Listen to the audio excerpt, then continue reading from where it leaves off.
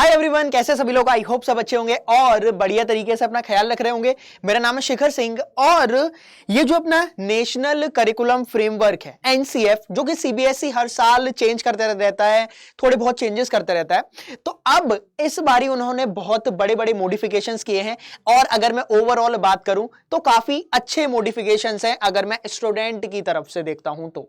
ठीक है, तो क्या क्या वो चेंजेस हैं जो कि ऑब्वियसली अभी से अप्लाई नहीं होंगे। जो बच्चे मेरे क्लास मतलब 2024 में जाके फिर उनकी जो नई क्लास में आएंगे, वो क्योंकि रिस्पेक्टिव सारी क्लासेस के लिए है, तो वो जाके 2024 में जिस क्लास में आएंगे तब के लिए। अभी आप जिस भी क्लास में हो उसमें ये आपको चेंजेस अप्लाई नहीं होंगे। ठीक है, तो ये वीडियो अपने दोस्तों के साथ प्लीज शेयर करिएगा क्योंकि ये वीडियो सबके लिए है जो आने वाले हैं, जो क्लासेस में है, क्योंकि बोर्ड में चेंजेस हैं और ओवरऑल भी चेंजेस करे गए हैं नेशनल एजुकेशन पॉलिसी के अंडर। ठीक है, तो दो हैं, एक होता है मेरे पास एनईपी और एक होता है एनसीएफ। तो ये मिलके काम करती हैं और मिलके ऐसा एक करिकुलम बनाती हैं जिससे मेरे जो बच्चे हैं, हमारे जो साथी हैं, वो अब जो फोकस किया गया है वो फोकस किया गया है किस पर। जैसे तुम अगर पेपर भी देखोगे तो जो अब पेपर आता है वो रटने वाला कम और समझने वाला ज्यादा आता है। मतलब केस बेस्ड क्वेश्चन आ गया।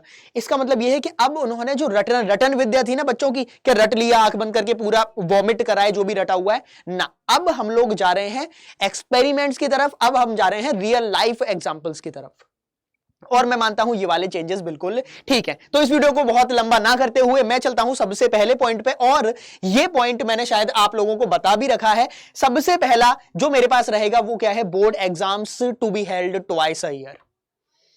दिमाग सुन्न हो जाना चाहिए एक बार के लिए कि सर ये क्या बात हुई, और ये बिल्कुल सच्ची बात है। जो भी यहां पे मैं दिखाऊंगा वो मैंने खुद से या फिर कहीं से लिख के नहीं लाया हूं। ये आपकी जो ऑफिशियल वेबसाइट है cbse.gov.in, वहां पे आपको भी मिल जाएगा। बस वो आपको प्रॉपर जो 20-30 पेज की पीडीएफ है वो आपको नहीं पढ़नी है, उसी के लिए ये वीडियोस आपकी सहायता करती हैं।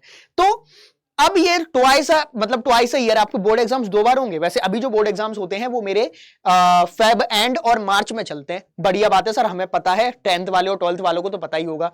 जो अभी इन एग्जाम्स में आने वाले हैं, मान लो जो अभी 9th क्लास में है और 11th क्लास में है, वो 2024 में 10th और 12th में पहुंच जाएंगे रिस्पेक्टिवली। तो जब वो वहां पे पहुंच जाएंगे उनके पास फिर 2 ऑप्शन होंगे। क्या ऑप्शन होंगे सुनिएगा। सबसे पहले उनका बोर्ड एग्जाम हुआ, मान लो 6 महीने बाद बोर्ड एग्जाम हुआ। अभी उन्होंने पर्टिकुलर नहीं बताया कि कैसे एग्जाम रहेगा, लेकिन 2 बार होगा। अब मान लीजिए कि मेरे पास 12 महीने हैं, उसमें 6 महीने में एक बार एग्जाम होगा। तो मान लीजिए 6 महीने बाद मेरा एग्जाम हुआ, पहला बोर्ड एग्जाम हुआ। अब आपने एग्जाम दिया, केमिस्ट्री की अगर मैं बात करूं तो आपके नंबर आए मान लो 100 में से 85 आए, लेकिन आपके पास 100 में से 85 नंबर आने के बाद भी आप उस एग्जाम से, उस पर्टिकुलर नंबर से सेटिस्फाई नहीं है और आप चाहते हैं कि नहीं मैं और बेहतर कर सकता था या बेहतर कर सकती थी। तो अगर ऐसा कुछ है तो आप फिर से एग्जाम दे सकते हो। तो मतलब समझ आया कि आपके पास अब ऑप्शंस हैं। जरूरी नहीं है कि आप एक ही बार, जैसे होता नहीं था कि बहुत ये किया क्यों है। तो मैं मतलब समझ आया कि भाई साहब 2 बार एग्जाम दे सकते हैं। केमिस्ट्री का एग्जाम अगर एक बार अच्छा हुआ, नहीं हुआ तो दूसरी बार भी दे सकते हैं। तो इसका आप ओवरऑल तात्पर्य, ओवरऑल मतलब समझ रहे हो कि सीबीएसई आपके दिमाग से जो प्रेशर होता है ना, घर वालों का प्रेशर, जिसको अपन पीयर प्रेशर बोलते हैं, घर वालों का प्रेशर, रिलेटिव का प्रेशर, जो अपने कजिन्स हैं जिनका एग्जाम हो गया है, जिनके अच्छे नंबर हैं और वो आपसे और ज्यादा एक्सपेक्ट करते हैं। और आपको पता ही है जो घर वाले हैं, जो इमीडिएट रिलेशन में है, वो तो चाहते हैं आपका भला, लेकिन जो रिलेटिव्स हैं जो जलते हैं आपसे, वो चाहते हैं कि भाई इसके ज्यादा नंबर ना आ जाए, हमारे बेटे से या हमारी बेटी से ज्यादा नंबर ना आ जाए। तो अब आपके लिए ये मौका, क्योंकि बहुत ज्यादा प्रेशर हो जाता था और एक ही दिन होता था, वो 3 घंटे डिसाइड करते थे। तो अब इस चीज को सीबीएसई ने आपका बाइफरगेट कर दिया कि भाई साहब आप एक बार अगर आपका पेपर अच्छा नहीं हुआ तो कोई दिक्कत वाली बात नहीं है, आप फिर से पढ़ाई करिए और वो एग्जाम फिर से दीजिए। क्लियर है। अब एक और तुम लोगों को डाउट आता है कि सर मेरा पेपर जो है वो अच्छा हो गया, मैंने मान लीजिए मैंने 90% मार्क्स एक्सपेक्ट किए थे और मेरे 90% आ गए, तो क्या मुझे फिर से बोर्ड एग्जाम देने की जरूरत है? नहीं, वो एक ऑप्शनल है। आपको दोनों देने हैं, दोनों दीजिए। एक बार देना है, एक बार दीजिए। सर ऐसा होगा कैसे, मैं कैसे अप्लाई करूंगा, कैसे वो करना है, वो आपके स्कूल्स वाले बताएंगे। लेकिन इतना पक्का है कि हर मतलब अगली साल से हर साल यही फॉलो रहेगा। क्लियर है। मैं एक बार फिर से बता दूं, जो बच्चे अभी 10th और 12th में हैं उनके लिए ये वाला बिल्कुल नहीं है। उनका एग्जाम एक ही बार होगा, जो कि अभी ऑब्वियसली फरवरी एंड और मार्च में रहने वाला है। तो अगर मैं ओवरऑल बात करूं कि मुझे कैसा लगा, तो ये वाला जो सीबीएसई ने किया है ये बहुत सही है। क्योंकि अगर मैं अपने भी टाइम में जाऊं तो भाई मैं अगर पर्सनली बात करूं तो बहुत ज्यादा प्रेशर रहता है कि अरे यार मैथ्स का पेपर है, मैथ्स का पेपर है, कजिन वाले मामा के बेटे के तो इतने 89 नंबर आए थे, मुझे उससे प्लस लाने हैं, पापा अलग, घर वालों की अलग एक्सपेक्टेशन है। तो उस प्रेशर में, उस प्रेशर के अंडर हम लोग कहीं ना कहीं दब जाते हैं और खुद की जो एक्सपेक्टेशन होती है वो तो भाई कहीं इधर ही घूम रही होती है ना। तो उस प्रेशर को ये कहीं ना कहीं कम करेगा। तो ये अच्छा एक इनिशिएटिव है सीबीएसई की तरफ से, वेलकम इनिशिएटिव है। बच्चे इसको मतलब हम लोग भी अगर साथ में ही है तो हम लोग भी इसको वेलकम करना चाहेंगे। ठीक है, तो एक तो ये हो गया। आगे मैं बढ़ता हूं, ये भी इंपॉर्टेंट है। अब ये सबके लिए, ये है क्लास 11th और 12th वालों के लिए। 2 कंपलसरी लैंग्वेजेस हैं। 2 कंपलसरी लैंग्वेज का मतलब क्या हुआ कि एक अब क्या है कि ज्यादातर हर कोई इंग्लिश तो पढ़ता ही है ना, इंग्लिश नहीं तो जो अपने हिंदी मीडियम वाले वो हिंदी पढ़ते हैं। तो अगर आपने इंग्लिश सब्जेक्ट ले रखा है तो आपको कोई एक और सब्जेक्ट लेना पड़ेगा, मतलब कोई और कौन सा, कोई भी लैंग्वेज सब्जेक्ट लेना पड़ेगा। अब लैंग्वेज सब्जेक्ट कुछ भी हो सकता है। जैसे अगर आप मान लीजिए तमिलनाडु में रहते हो तो आप तमिल लैंग्वेज के लिए ले सकते हो। ठीक है, अगर आप केरला में रहते हो तो आप मलयालम ले सकते हो। क्लियर हुआ। अगर आप तेलंगाना में रहते हो, हैदराबाद में ले सकते हो तो आप तेलुगु रीजनल मतलब रीजनल वाला ले सकते हो लैंग्वेज, और साथ साथ इंग्लिश तो रहेगा। अगर आपको कोई और लैंग्वेज लेनी है तुम बोलोगे सर मुझे तो तेलुगु में ही रखना है, तो आपको, और अगर हिंदी आती है तो आप हिंदी ले लीजिए, इंग्लिश आती है तो आप इंग्लिश ले लीजिए। मतलब आपको 2 लैंग्वेज चाहिए। अब मेरे यूपी वाले साथी हैं, यूपी वाले साथी के बोलोगे सर हमें तो हिंदी तो आती है, अगर हिंदी आती है तो साथ साथ आप कोई और लैंग्वेज ले लीजिए, इंग्लिश ले लीजिए, या फिर कोई और आपको रीजनल लैंग्वेज आती है तो वो भी ले सकते हैं। क्लियर है। अब ये जो लैंग्वेज है वो नेशन रिकॉग्नाइज्ड होनी चाहिए। ऐसी नहीं कि सर भोजपुरी में पेपर आएगा, नहीं भोजपुरी में या इन सब में पेपर नहीं आएगा, क्योंकि ये एक छोटे से बहुत छोटे पैमाने पे लैंग्वेजेस हैं। जो मेरी नेशनली रिकॉग्नाइज्ड लैंग्वेज है उन्हीं पे रहेगा। क्लियर है, ठीक है। तो अगर जो भी आपका रीजनल लैंग्वेज है, हिंदी, इंग्लिश, तेलुगु, तमिल, मलयाली, जो भी आपको बोली है वो सब उसमें भी आप लैंग्वेजेस में कर सकते हैं। बस ये है कि कंपलसरी 2 है। अगर मैं अपनी बात करूं तो मेरे टाइम में ये था कि मेरे पास सब्जेक्ट कौन कौन से थे, मेरे पास पीसीएम भी था और इंग्लिश था।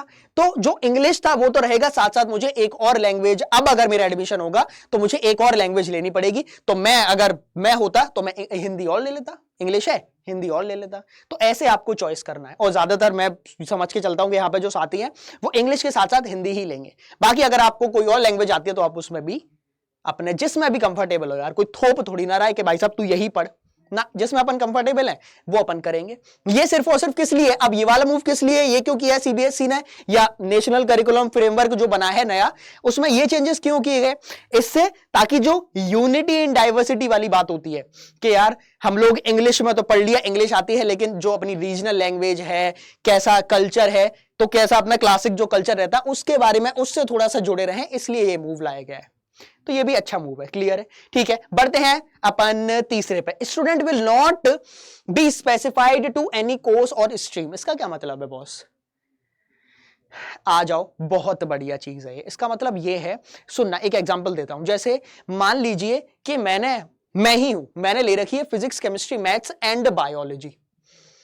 ठीक है, मैंने पीसीएम भी ले रखी है, लेकिन मुझे अकाउंटेंसी भी पढ़नी है, मुझे बोर्ड्स में अकाउंटेंसी का भी एग्जाम देना है, तो आप दे सकते हो। आपको यह नहीं बोला जाएगा भाई तू साइंस का है, तू स्ट्रीम का है, तू आर्ट्स का है, आर्ट्स वाले क्या ही पढ़ते हैं ना। अगर आप आर्ट्स में हो आप केमिस्ट्री का भी पेपर दे सकते हो, आप कॉमर्स में हो आप जाके मैथ्स का एग्जाम दे लीजिए, कॉमर्स विद मैथ्स तो होता ही है, कॉमर्स विद अगर तुम्हें फिजिक्स करनी है फिजिक्स का एग्जाम दे लो। तो मतलब कहने का क्या मतलब है, यहां पे कहने का मतलब है कि आप लिमिटेड नहीं है किसी चीज के लिए कि यार अगर मैं मतलब कॉमर्स में हूं तो मेरे पास यही बीएसटी, कॉमर्स, अकाउंटेंसी यही सब आएगा, नहीं। आप चाहो तो कोई और सब्जेक्ट भी पढ़ सकते हो। तो मतलब पूरा फैला हुआ, बोलते नहीं फैला हुआ बिजनेस है, तो अब फैला हुआ रहेगा। आपको जो भी पढ़ना, आपको कोई और सब्जेक्ट अच्छा लगता है, जैसे मैं हूं, मुझे थोड़े बहुत अकाउंट्स अच्छा लगता है पढ़ना, है ना, टैली वैली अकाउंट्स अच्छा लगता है, तो मैं अकाउंट्स भी पढ़ सकता हूं। अब मेरे से कोई ये नहीं बोलेगा, जब मैं 2024 में पहुंच जाऊंगा तो मेरे से कोई ये नहीं बोलेगा अरे भाई तू साइंस का है, तू कहां अकाउंट्स में जा रहा है, तू कहां से बिजनेस स्टडीज पढ़ेगा। मेरा मन, मैं अगर पढ़ना चाहूंगा, सीबीएसई मुझे अलाउ कर रही है, मैं जाके उस क्लास में बैठूंगा, मैं एग्जाम दूंगा और नंबर भी आएंगे। तो समझ गए, क्लियर है। और तुम्हारे कहीं मन नहीं कर रहा, नहीं सर हम तो पीसीएम भी रखेंगे, तो पीसीएम भी रखिए या पीसीएम रखिए, तो क्या बढ़िया चीज है।